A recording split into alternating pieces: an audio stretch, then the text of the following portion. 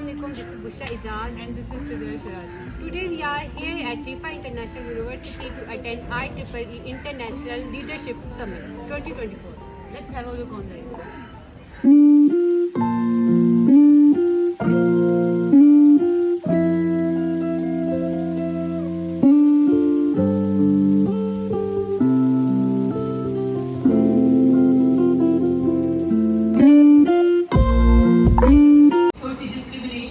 Statement दूं तो इसमें मुझे कोई आर नहीं है कहने में कि when they work better than honestly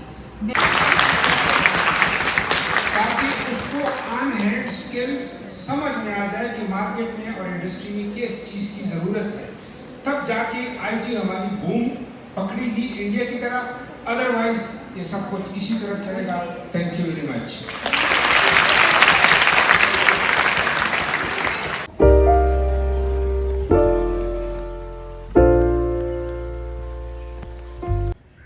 Assalamualaikum, this is Riphah and this is Sidra. So today is the second day of IEEE International Summit at Riphah International University. So let's dive into it.